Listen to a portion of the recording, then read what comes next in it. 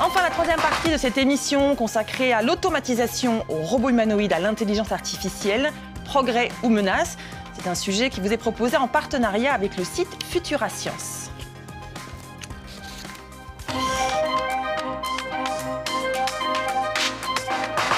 Bonjour à tous les trois, je suis ravie de vous rencontrer ou de vous retrouver pour certains d'entre vous. Vincent Cespedes, vous êtes philosophe. Bonjour. Il s'agit de retrouvailles. Olivier Sudry, vous êtes économiste. Retrouvailles également. Et puis Jean-Briel Ganassia, vous êtes professeur d'informatique à l'université Pierre et Marie Curie. Vous êtes l'auteur de Le mythe de la singularité.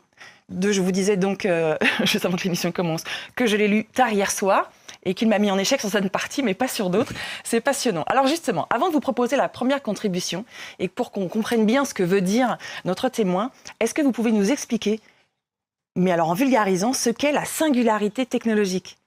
Alors, la singularité technologique, c'est une histoire de science-fiction qui a trouvé son origine juste dans les années 50, après la construction des premiers ordinateurs. Et là, comme les technologies se développaient très rapidement, les gens se sont dit, peut-être qu'un jour, elles vont devenir très intelligentes, ultra intelligentes, plus intelligentes que nous. Et à ce moment-là, si elles sont plus intelligentes que nous, elles vont prendre le pouvoir. Or, il se trouve que depuis 60 ans... Donc c'est le point de basculement. C'est le point de basculement. D'ailleurs, la singularité, c'est au sens mathématique un point critique dans une fonction mathématique. Et là, c'est l'idée que les machines seront si rapides qu'il y a un moment où il va y avoir un point critique. C'est le moment où elles seront plus intelligentes que nous, elles nous auront plus besoin de nous et on ne pourra pas revenir en arrière. Voilà, c'est ça l'idée. C'est que elles vont peut-être prendre le pouvoir. Ça, ce sont les pessimistes. Et les optimistes, ils disent non, on va être en symbiose avec la machine, on va télécharger notre esprit sur la machine, et à ce moment-là, on deviendra immortel. Et comme on sera immortel, on sera des âmes sans corps, il faudra se réincarner. Et à ce moment-là, il y a des gens qui se disent mais on va fabriquer des robots pour vous réincarner. Et les téléspectateurs peuvent consulter le site 2045.com et ils verront comment commencer à fabriquer leur avatar pour réincarner leur âme. Parce qu'il y a des dates, il y a des dates en 2023 ou 2045, c'est la dernière qui est à la mode. Je vous propose maintenant, qu'on a compris, cette première contribution postée par un étudiant depuis Paris. Selon moi, les robots humanoïdes sont un progrès pour notre société. Mais cela doit être accompagné d'une nouvelle conscience collective. La mécanisation de notre société doit entraîner un éveil des consciences, aussi bien au niveau spirituel que psychique. En acceptant cette transition sociétale, on crée une nouvelle conception du travail et plus généralement de sa condition humaine. C'est alors que ce bouleversement doit impérativement entraîner un accompagnement psychologique afin de sensibiliser au mieux les populations. Alors voilà, Philippe, il a envie de nous rassurer en disant pas de panique. Comment est-ce que vous réagissez à ces propos, Vincent Cespedes, et à cette singularité technologique ? De toute façon, il faut éviter la panique. Il faut juste penser les phénomènes avec des données vérifiables et puis une prospective qui toujours est hasardeuse. Il y a des raisons d'avoir peur, effectivement, parce que le robot va remplacer l'homme. Alors, je sais que la mode consiste à dire « mais non, il ne va pas le remplacer, il y aura une redistribution des compétences, l'usine du futur, il y aura toujours des opérateurs qui seront avec la digitalisation des métiers, etc. » Mais ça peut être pour le bien aussi, remplacer l'homme. Les tâches fastidieuses, répétitives vont être remplacées. Les tâches qui font qu'il y a une espérance de vie moindre chez les populations d'ouvriers, de 10 ans d'écart avec des cadres. Il faut se rappeler que le mot robot vient du tchèque Karel Čapek, qui, dans une pièce de théâtre en 1920, explique ce qu'on dit maintenant, c'est-à-dire que les tâches répétitives sont liées au mot robot dans les langues slaves et russes. Donc l'idée de robot, c'est l'idée de répétition, et on le voit dans la robotisation de l'industrie notamment. Alors là, finalement, vous nous parlez que des bons côtés des robots, mais vous disiez au début de votre intervention, on peut en avoir peur. Oui, on peut en avoir peur quand on voit, par exemple, l'explosion aujourd'hui de la recherche du robot sexuel. Je crois que sur Google, il y a eu en 17 mois 9900% d'augmentation de recherche sur cette thématique-là. On était à la poupée gonflable dans les années 60-70. Progrès exponentiel. Voilà, aujourd'hui, on est vraiment dans le robot intelligent, etc. C'est peut-être un phénomène de mode, mais l'industrie, par exemple, de la pornographie, c'est 50 milliards d'euros par an. Donc c'est énorme. Et voilà, il y a pareil, pour toutes les interfaces entre la relation client, etc., le robot, l'intelligence artificielle va être là. Moi, je trouve que c'est un peu une déshumanisation aussi. Alors, je vous propose ce chiffre chiffre. Désémination, oui, le robot pour faire l'amour, c'est sûr que... bon, bref, je m'égare. 5 milliards de dollars, c'est le montant estimé du marché de l'intelligence artificielle en 2020, chiffre qui provient du Conseil d'orientation pour l'emploi, donc qui confirme ce que vous dites. Il y a un énorme marché. Je voulais dire aussi, ça fait un petit peu peur parce que ce mythe de la singularité, tel que vous dites vraiment le mythe, il est quand même porté par des voix très renommées, des scientifiques comme M. Hawking, qui est un grand astrophysicien, ou par des grands industriels comme Bill Gates. Donc c'est pour ça que ça effraie aussi un petit peu, parce qu'on se dit que ces gens ne disent pas n'importe quoi a priori. Alors, ce sont effectivement des figures d'autorité qui nous racontent cette histoire tout à fait terrifiante de perte de contrôle par l'homme de son devenir. Oui. Alors, justement, ce que j'ai voulu essayer de montrer dans mon livre, c'est que ça ne reposait sur rien. Alors, on peut se demander pourquoi. Ça, c'est la question que, justement, j'essaye de développer dans mon livre. Je voudrais quand même dire quelque chose sur les robots, parce qu'on a parlé des robots humanoïdes. Il faut dire que les robots... Il y en a beaucoup d'autres. Dans les usines, ce ne sont pas des robots humanoïdes. Les petits aspirateurs que vous avez chez vous ne sont pas humanoïdes. Ils sont extrêmement utiles. Et puis, vous en avez partout. Il y a des robots virtuels qui se promènent sur la toile. Et donc, tous ces robots, ils sont formidables. Et puis, alors, la deuxième chose, vous avez employé le futur pour les robots. Il faudrait employer le présent, parce qu'ils sont déjà là depuis longtemps. Et ils jouent un rôle extrêmement important dans l'économie contemporaine. Écoutez, cette contribution qui a été postée par Erwan, lui aussi étudiant, mais à l'INSA, l'Institut national des sciences appliquées de Toulouse. La robotique prend de plus en plus de place dans nos sociétés, notamment dans les usines automobiles où les robots sont capables d'assister, voire de remplacer l'homme dans de nombreuses tâches. Leur intelligence, toujours plus sophistiquée chaque année, sont désormais capables de prendre des décisions à la place de l'homme, comme on peut déjà le voir dans les nombreuses voitures autonomes. Sauf qu'en cas d'accident, on ne sait pas qui est responsable de cet accident-là. Il n'y a pas de cadre juridique, de cadre légal qui permette de statuer sur cette question. C'est à nos politiques de prendre ces décisions et prendre ces sujets à bras-le-corps pour trouver des solutions.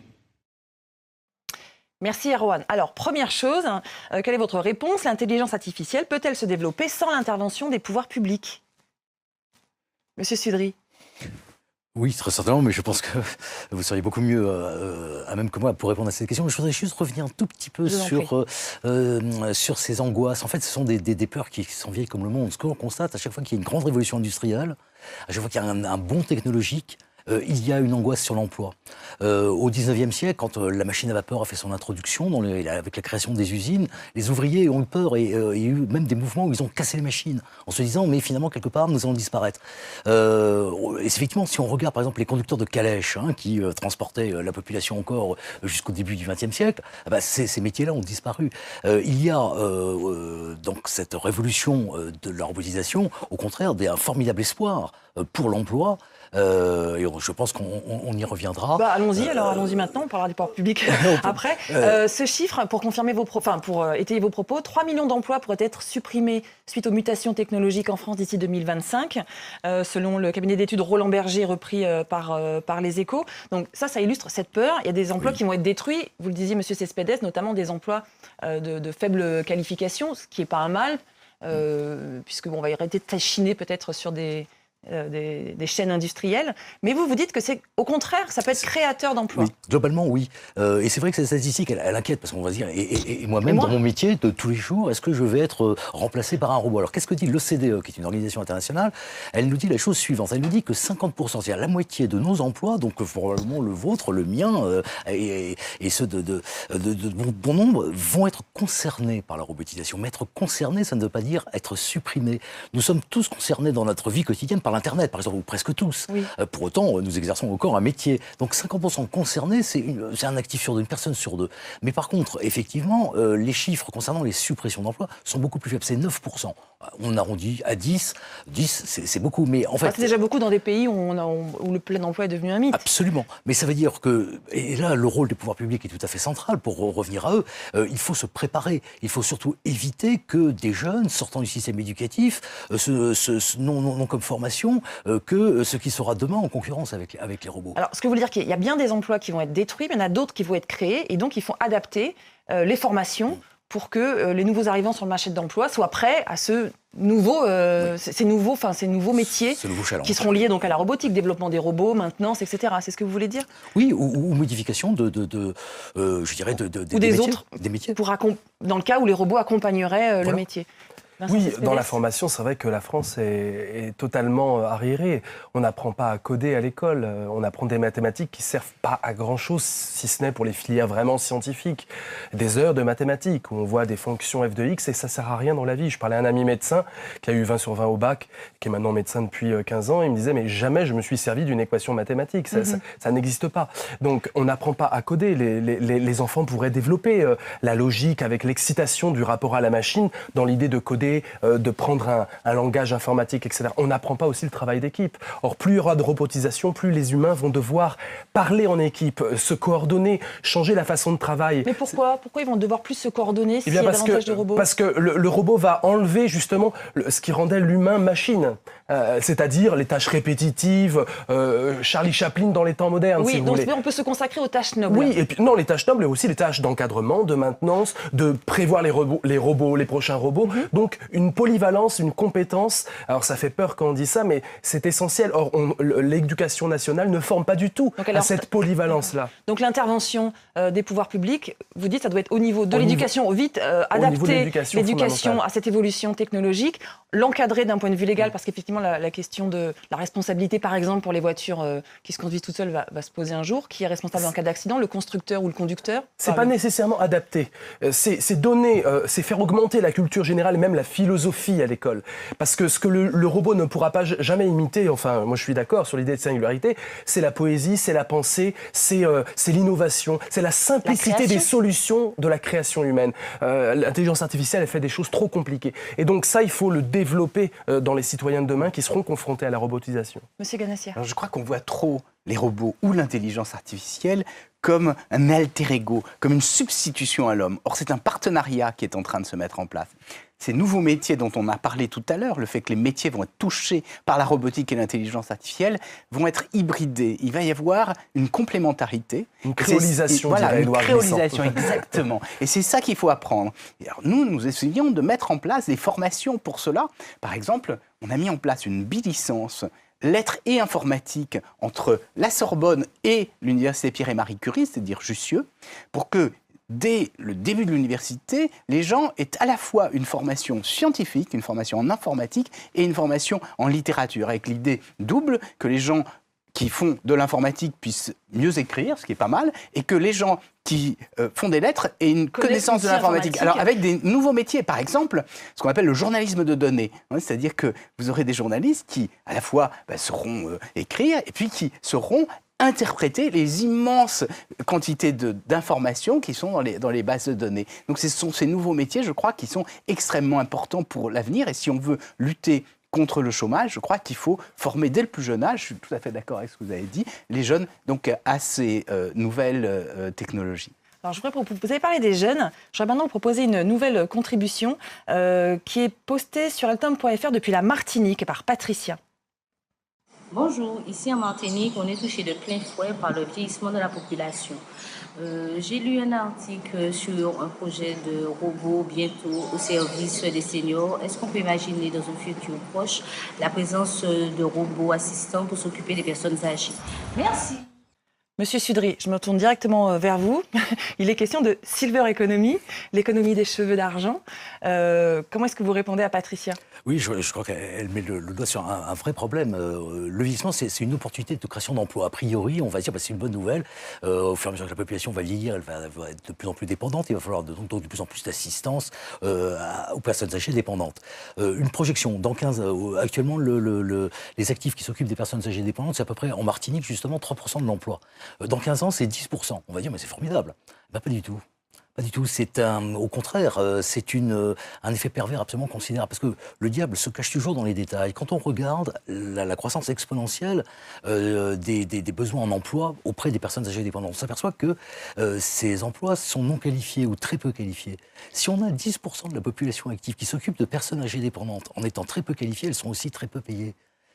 Et donc, en fait, la chance... On ne crée pas de richesse, là. On crée des emplois, mais voilà. pas de richesse. Et on les confine dans ce que nous appelons dans notre jargon une trappe à pauvreté. Elles resteront toujours, étant peu qualifiées, peu rémunérées. La chance, ce sont les robots humanoïdes qui peuvent s'occuper des personnes âgées et permettant à cette population, au lieu de s'en occuper physiquement, eh bien de monter en gamme et de monter en qualification. Donc, à nouveau, on les forme pour pouvoir s'occuper des robots qui, eux, s'occuperont des personnes âgées. Oui, alors, tout à fait.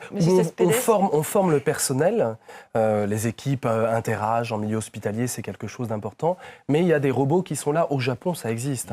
Au Japon, le Japon développe la robotique parce qu'il y a un vieillissement de population et puis un amour des robots réels. Et on voit bien qu'une des premières fonctions des robots, c'est l'assistance, mais l'assistance aussi émotionnelle. C'est aussi une présence, une peluche intelligente, ça vaut un chat, vous voyez. Et un chat, on sait très bien. Vous allez faire peur, on commence à les rassurer, vous allez leur faire peur à nouveau, un robot qui rassure. C'est la vérité. C'est la vérité. L'être humain est capable d'empathie et d'anthropomorphisme.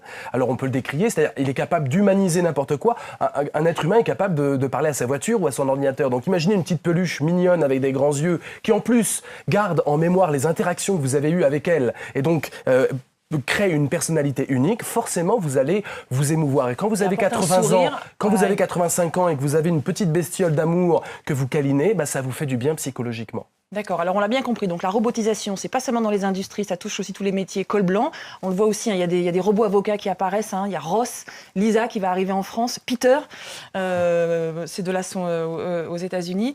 Je vous propose un nouveau thème qui a été abordé par Grégory Potiron. Il est directeur de l'Archipel de Sciences en Guadeloupe et voici sa contribution.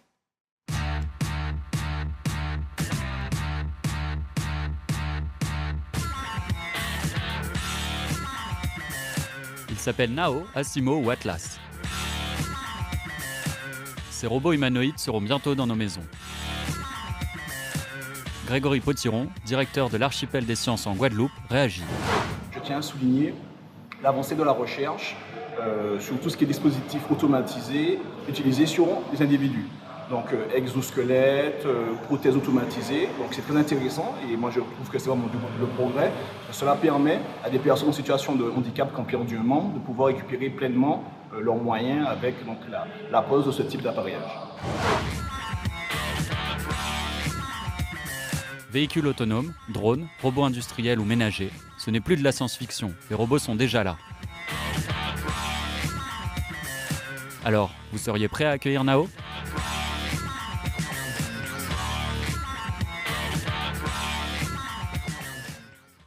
Bon là, c'était pas Nao la dernière image, on a bien compris, c'était le Terminator. Ce qui est intéressant là, donc le robot, c'est aussi l'homme augmenté, comme on dit parfois, en tout cas des prothèses absolument extraordinaires. C'est un progrès, j'imagine, pour vous ? Bien sûr, quand on peut redonner à des hommes qui ont perdu un membre les fonctions qu'accomplissait ce membre, même si c'est un peu dégradé, c'est extrêmement utile. Alors ce qu'on voit là, je crois, ce qui est très important, c'est de montrer toute la gamme de la robotique. Et on parlait tout à l'heure des personnes âgées, ce ne sont pas, comme on l'a dit tout à l'heure, uniquement des robots humanoïdes ou des androïdes, mais ça peut être effectivement des peluches, ça peut être aussi des montres bracelets qui vont permettre de suivre la personne lorsqu'elle est atteinte d'Alzheimer et de la laisser en autonomie le plus longtemps possible. Robots, Voilà, c'est ça. Et donc tout ça, c'est extrêmement utile. Et alors surtout, ce qui est important, on a parlé du personnel soignant. Je crois que ce qu'il faut, c'est que le robot soit en interaction avec le personnel soignant. Quel est l'intérêt ? C'est qu'on sait, par exemple, que les Alzheimer, ce qui est insupportable pour leur environnement, c'est qu'ils posent 10 fois, 50 fois, 100 fois la même question. Et donc, on pourrait avoir un robot qui répondrait de façon très patiente et en même temps, une connexion avec le personnel soignant au moment où il y a un problème, une chute, une demande autre, à ce moment-là, que les gens puissent être alertés. Il faut voir que ces robots, ce ne sont pas des systèmes techniques, et c'est ce qu'on appelle des systèmes sociotechniques. Il faut les concevoir en relation avec tout l'environnement, toute l'organisation sociale qui va avec. Alors s'il faut le concevoir, ça veut dire qu'il faut des hommes pour les concevoir. Donc on n'est pas prêt de disparaître, c'est un petit peu rassurant. Tout à fait, je crois que derrière les robots, il y a d'abord des hommes. Ouais. Il y a d'abord des hommes. Dernière chose, très rapidement, parce qu'on arrive au terme de cette émission, ces prothèses extraordinaires, alors là je boucle la boucle, elles posent aussi la question pour certains du futur cyborg, enfin du transhumain, et puis finalement de l'homme robotisé et de la conscience mise dans un robot. Donc à nouveau, ça fait un petit peu peur, non ? Ben c'est un peu l'idée de singularité. Hein. J'ai essayé d'expliquer que c'est un mythe ancien. Hein. On peut le retrouver dans l'histoire. Hein. On a le golem. Hein. On a l'homme bionique, c'est pas pour demain. Voilà, c'est pas pour demain. Mais la nouvelle élève de Villiers-Adam, c'est quand même un ancien. Une des raisons, selon moi, pourquoi on a peur, c'est que la robotisation de pointe est dans le domaine militaire. Et donc, elle est létale. Elle est là pour tuer. On parle de robotisation du champ de bataille, on parle des drones. Les drones, d'abord, c'est pour tuer à distance, de façon très lâche au niveau éthique. Mais aujourd'hui, les drones sont employés dans la société civile pour des tâches qui nous aident, prendre des plans de son champ, etc. Donc on voit que ce qui fait peur, c'est que les nouveautés technologiques et robotiques apparaissent dans un champ qui est le champ militaire, avec la possibilité de détruire et plein de complications bioéthiques, qui est responsable quand un drone tue quelqu'un, etc. Et puis après, ça se démocratise et ça rentre dans la société civile. Donc, le débat doit être ouvert, les pouvoirs publics s'en saisir et le grand public essayer. Merci de vulgariser, messieurs les scientifiques, s'il vous plaît, pour nous. Merci beaucoup à tous les trois, Vincent Cespedes, Olivier Sudry, Jean-Gabriel Ganassia. Merci à Patricia, Erwan, Grégory et Philippe pour leur participation. Merci à notre journaliste Guilhem de Prévoisin qui a préparé les 2 dossiers de cette émission et celui-ci n'était pas facile. Rendez-vous demain, même heure, même chaîne. Continuez de vous exprimer sur eltom.fr.